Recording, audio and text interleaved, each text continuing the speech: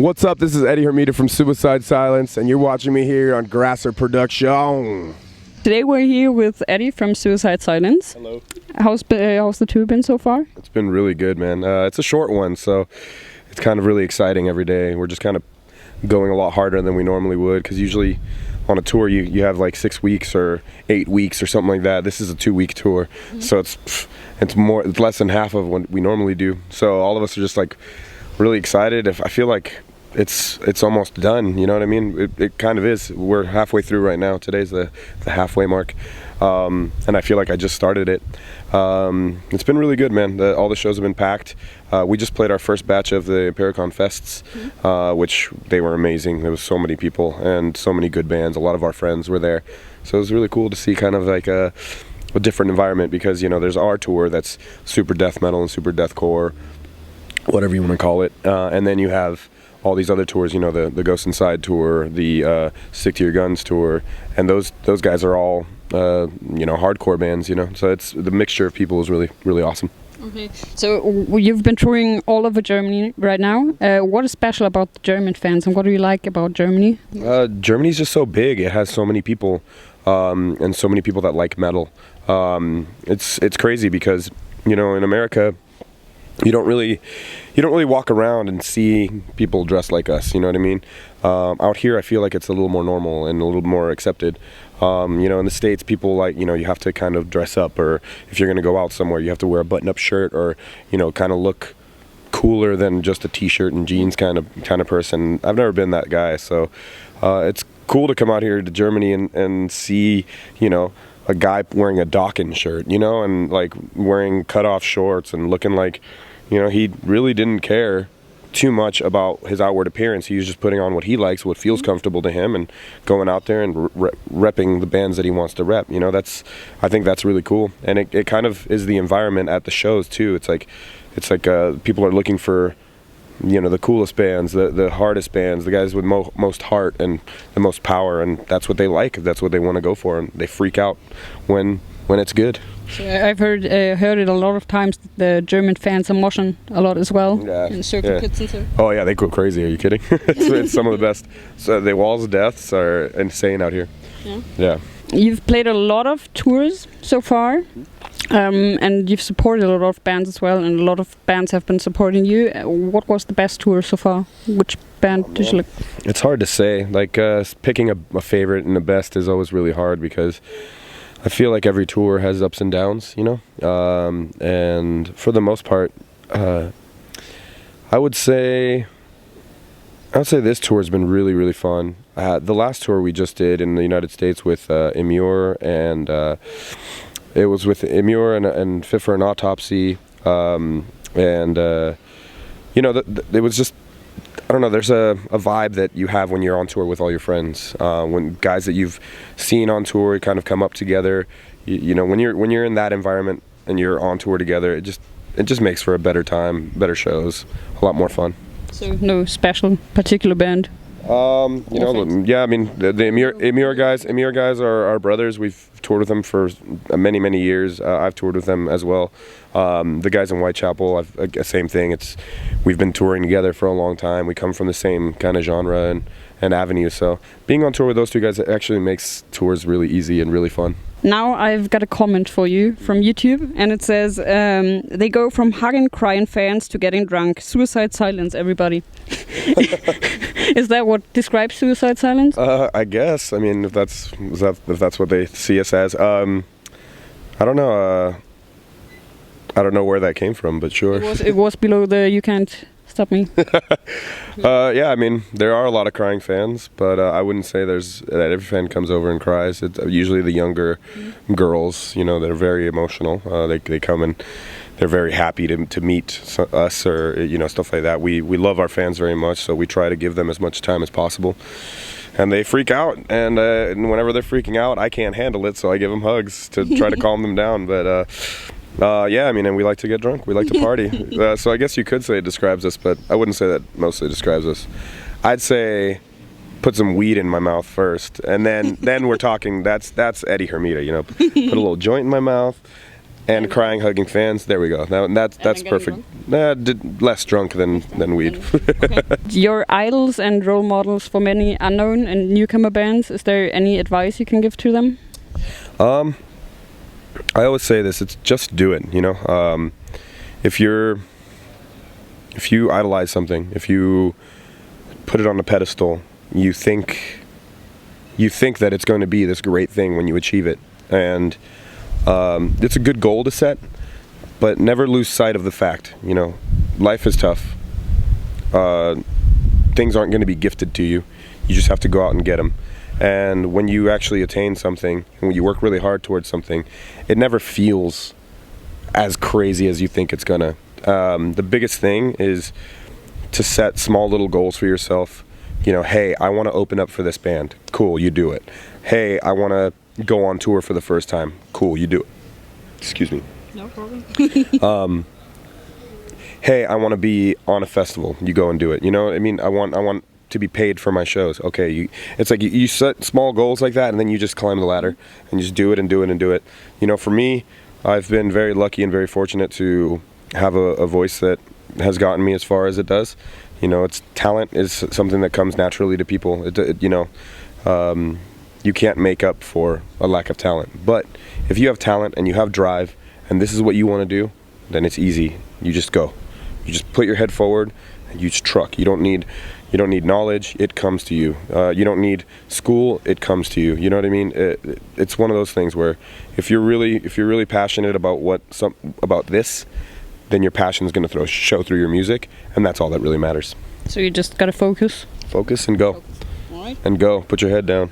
And go.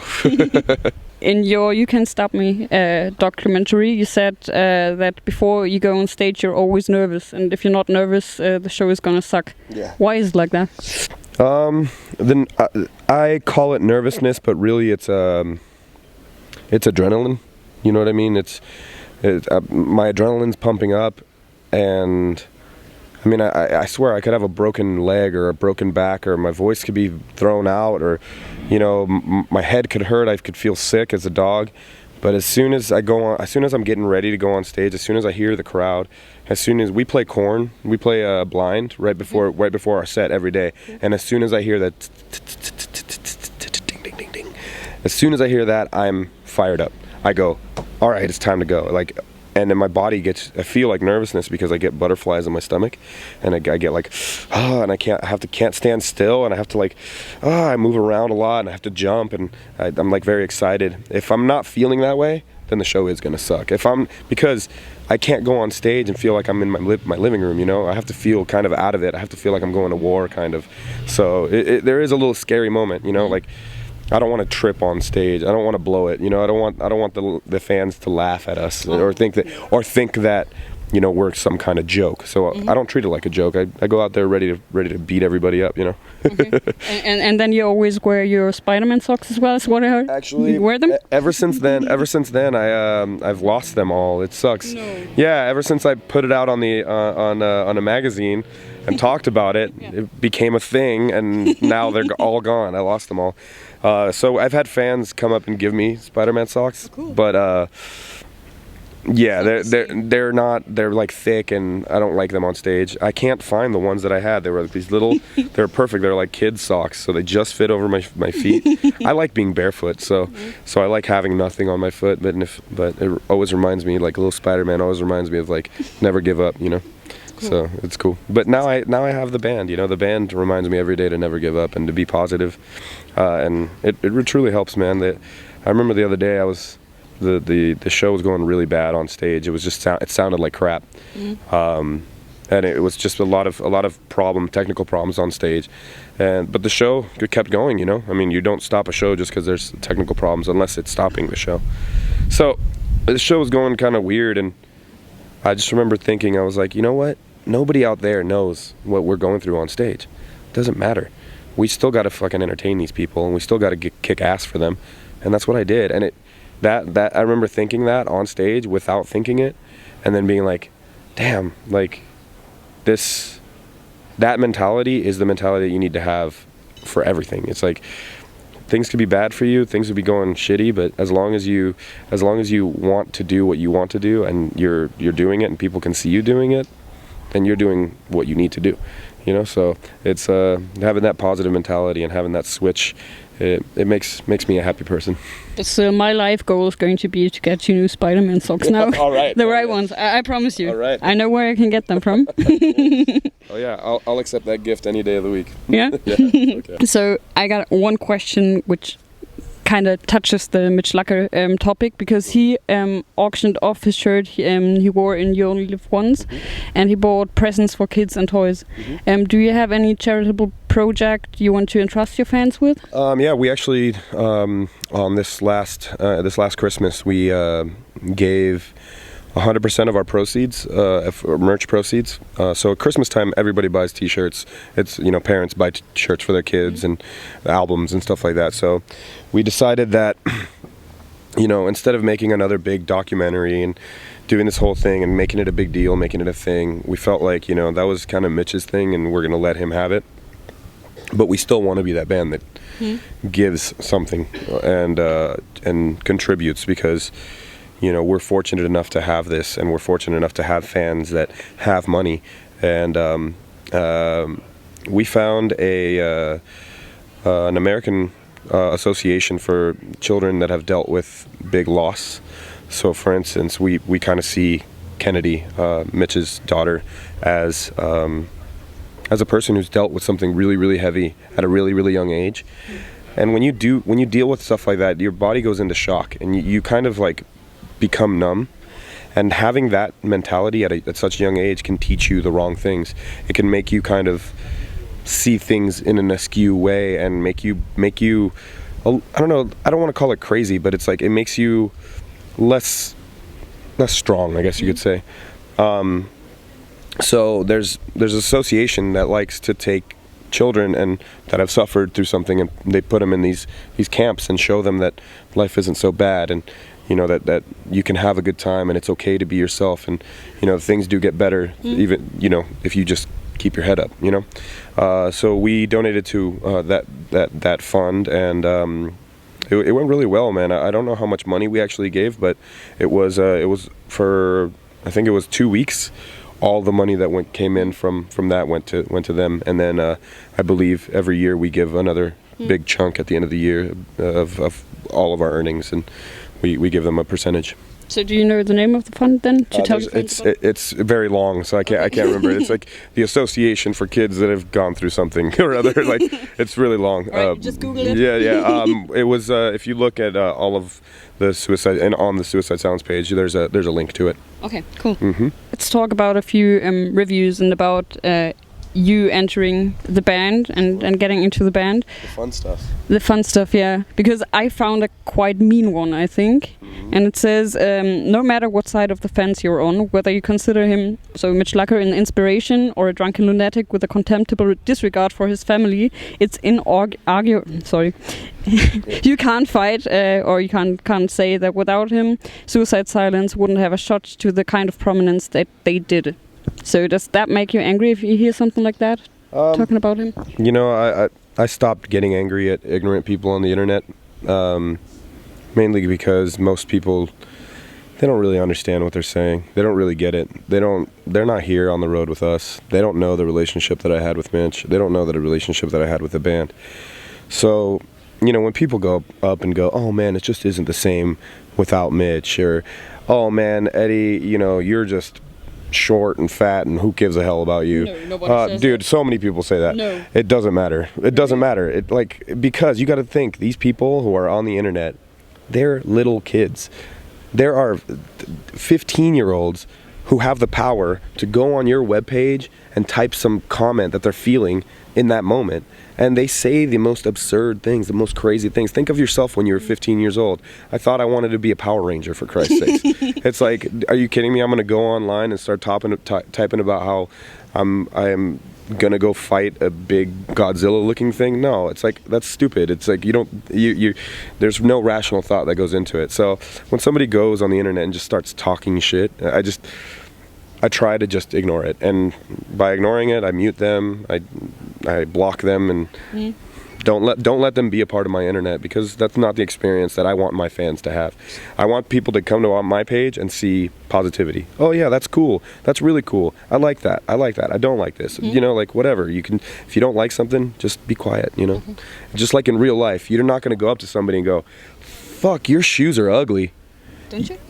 I've never done that to somebody. If I think their shoes are ugly, I go, "Hey, I think their shoes are ugly," into myself, and that's it. And I don't pay attention to them. I don't hang out with them. They're not the person that I want to be associated with. If they don't like the band anymore, just shut up and see you later. Like, I'm not hurt if you don't like the band. I put art there for people who want to enjoy it and for people who are actually touched by our music. The fact is, I think a lot of the people that go on the internet and speak negatively are the biggest fans, and they're just, anything that changes, they're afraid of.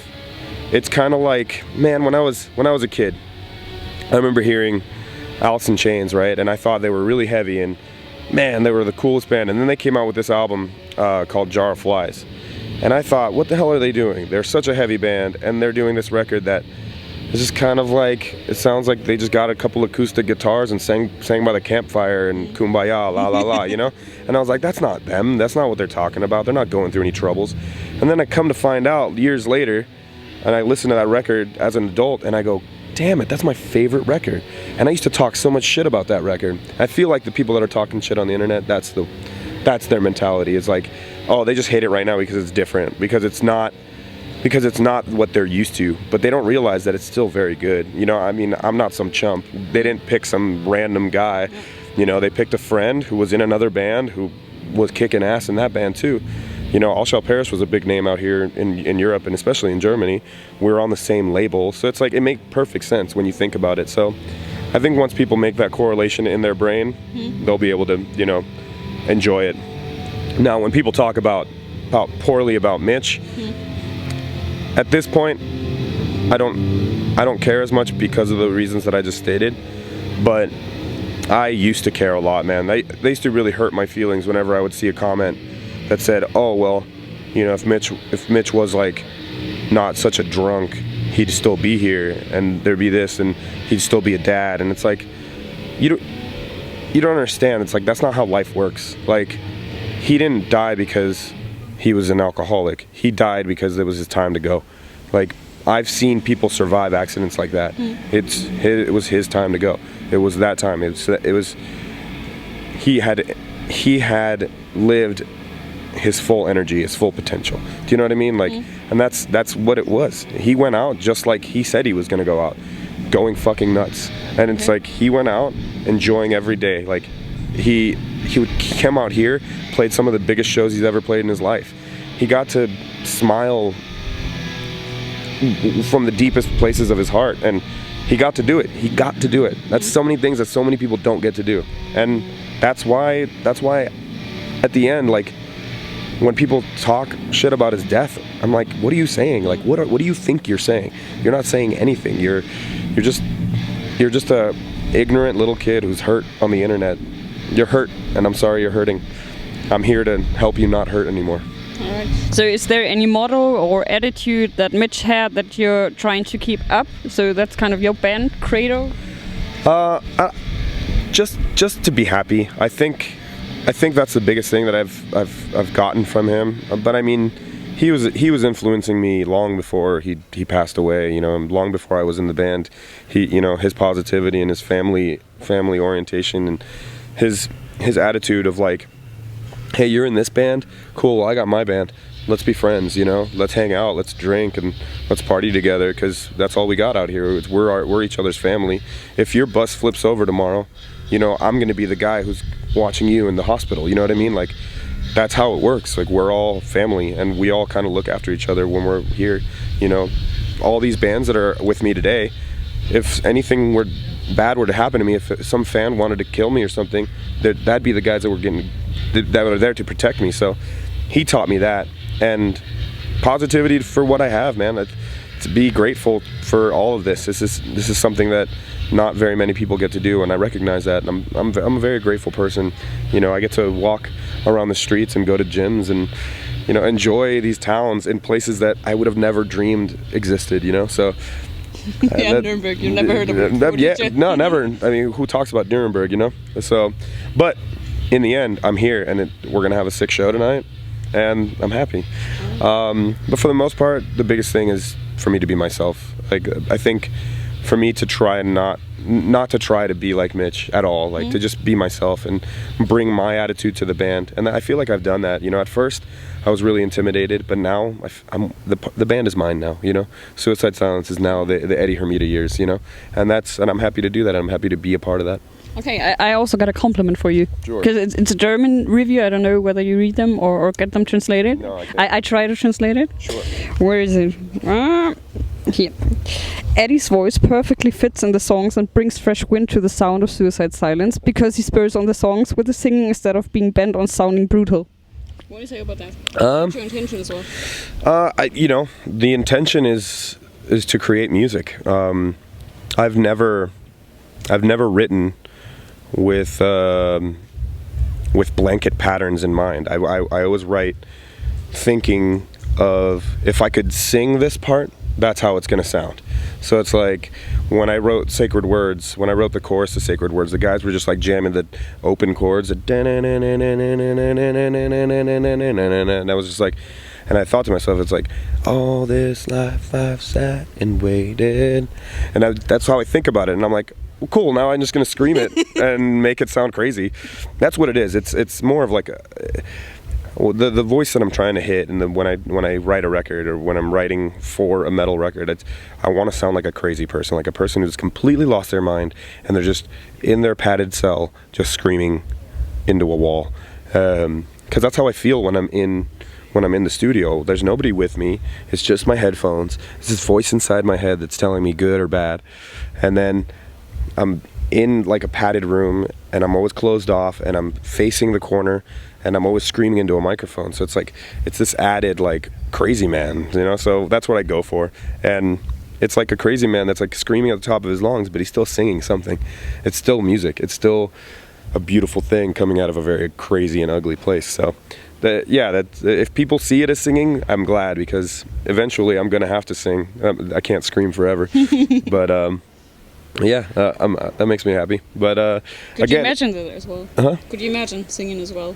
Yeah, of course. I used to do it all the time in All Shall Perish. In All Shall Perish, I wrote a lot of parts that were just singing. You know, they were a little bit more, I guess you would say, epic, you know, as opposed to sing-song, you know, verse, chorus.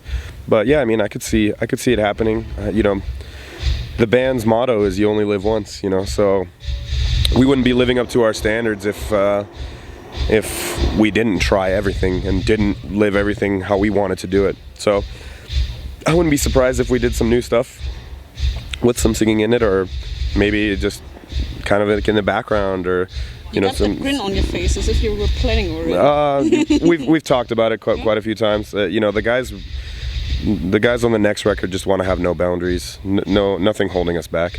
Okay. Yeah. Cool. Yeah. So I've got another review about You Can Stop Me, and it says, beside the uncompromising hardness and the irrepressible thunderbolt of sound, it's the progressive parts and the guitar play that the record focuses on. Yeah. 100%. Like I think the guitar playing and the drumming and just the overall songwriting on this record is some of the best the band's ever done. It came from a place of I guess you could say, like, when Mitch passed away, man, these guys went through it, you know. They thought they were never going to have this chance ever again to tour, to be a part of the band, to even get out there and see their fans anymore, you know. You work so hard for so many years, almost 10 years, just to have your dreams crumble when your best friend dies. So not only that, like, your best friend died, that makes you focus on your life and what you're doing wrong. Your band goes away, you really got to put on your thinking hat, you know what I mean? You really got to think, man, well, my life is, what am I doing with myself, you know? It's like, so a lot of these guys went through, like, you know, the band went through hell. Like, all of them sunk into themselves and really made a change for the better, I feel. You know, all of them started working out and focusing on their health, and through that they managed to heal a little bit, because I mean, they're still not healed. I mean, we're all still hurt by our friend's death. I mean, every day I go on stage, I sing "You Only Live Once," and I almost lose it because I think about him. I think about him, and I think about the impact he had on people, and it brutalizes you. You know, you can't help it. But I think that through their healing process, all of them decided, this is your only chance. I can't just go and write some record. Like, I have to write the record. I have to write the record that's gonna put us back on the map and make us even better than before, because that's what they were always achieving, you know. Like, I feel like, you know, The Cleansing was a really good record. No Time to Bleed, it was like the next step, and then Black Crown which is my favorite record. It's like the crowning achievement, you know. That's like the best the band has ever sounded, and they have the most hits out of that song, out of that record. And you can't stop me. It's just musically, technically, it's just a better record than they've ever written. And I'm not saying that because it's my music. Like, I'm saying, like, if I heard it from an outside perspective, I would have thought the same thing. Just that the guitar playing is out of this world. But I mean, Garza even does a solo on the record. Garza, actually, the fun fact, he played every instrument, and he actually has a singing part on the record too. Yeah, you'll actually see him sing it tonight. Oh, cool. Yeah, it's cool. But yeah, everybody really kind of like stepped it up and wanted to write the best record they could, and I feel like we did. So you only got one shot and you used it. Oh, yeah, that's very true. And the next record is the same thing. Got another nice one. What Remains in the End is a record that is bursting with strength, putting emphasis on moments made to stick in your mind. Eddie is not a gap filler, but seems to be positively inside the band. You Can't Stop Me is a record rising like a phoenix from the ashes in order to conquer the pits of the metal universe. It's like poetic. Yeah, it's very poetic. I like the Eddie is not a gap filler part. Okay. That German truth comes right out. It's funny. We have a joke that says whenever you come out to Germany, you're gonna get a little truth with your fans. You know, the fan will come up to you and be like, "Oh, your show last time was a little bit better, yeah." You're like, "Oh, thanks, buddy. Appreciate it. That's a very nice compliment." Yeah, man. I don't know. Whatever people think about me, I don't really care. Like I said, if they don't think I'm filling the gap, then they're tripping, because I see myself kicking ass on stage every day, and I see the crowds freaking the hell out, and we're having some of the best shows the band's ever had. So, I mean, you can ask any of the guys. It's been a very amazing journey. That's very. I didn't know that the Germans speak so poetically about their music. I translated it, so maybe I put some more poetics inside. All right, but I think it was the thing with Phoenix rising from the ashes, wasn't there? Yeah, I mean, it is that. It is that very much. You know, like we were in rubble. The band was in shambles when they asked me to join. They weren't even sure if they wanted to continue. But I stepped in. I feel like I brought this energy, this vibrance, like ready to kill it, ready to go out there and just do what we needed to do. A, to keep the band going, and B, to keep me happy. You know, yeah, that is what it is. We came out like an underdog, and we're here. We're headlining the Impericon Progression Tour, and direct support to the Impericon Fest in front, you know, with 13, 14 bands playing before us. You know, we're doing pretty good, so can't complain too much. So in You Don't Die, you address to people who are broken down, beaten up, and pushed aside. And Mitch once said that keep listening to music; it gets you through everything. I promise. Do you think that this is what characterizes your fans, so that people listen to your music because they are broken down and need some music to heal their wounds and so on? I feel like everybody who listens to metal has gone through something, you know. Either they're people who, you know, got made fun of in high school, or they're people who don't feel together with their parents, or people whose parents have died, or, you know, people who have gone through some stuff in their life. I feel like they look to metal and look to alternative music because they don't feel like they fit inside of that little box that society puts out for them. So, yeah, I mean, I feel like all of our music is in that song. Like, I feel like that song is just like a statement of the time, a statement of who we are, and it's kind of continuing that idea of like, hey, I'm promising you guys that if you put your faith in me, if you put your love into our music, then I'm going to give you everything you give to me back. And through that, we can all be one family and we can all be one unit. And that's the beauty of it. Like I said before, you know, there's that pride here in Germany for metal, for that community, because I think that the Germans get that. I feel like they come to a show and they feel like they make all their friends here, and it's a good thing. So that's why you sing these songs in the end. Gave within the last few years. And it says, just always wear underwear. Nobody wants to smell your ass. What was that? I don't remember that. I don't know, I think it was within Pericon as well. Is there another good advice you can give to your fans for their everyday lives? Brush your teeth. Yeah, definitely wake up and brush your teeth at some point in the day. You don't want to have stinky breath. I think I have a thing about smells. Like, if I smell you, if you smell me, we're having problems. You know what I mean? Like, there's a problem going on. So I try to be clean, and then you'll be happy. Right. So that was the last question. Oh. Thank you very much for taking your time. Have fun with your last shows. And just go on the way you do. You can't stop me, dude. Yeah. You can't stop me. I'm going to keep on going through it.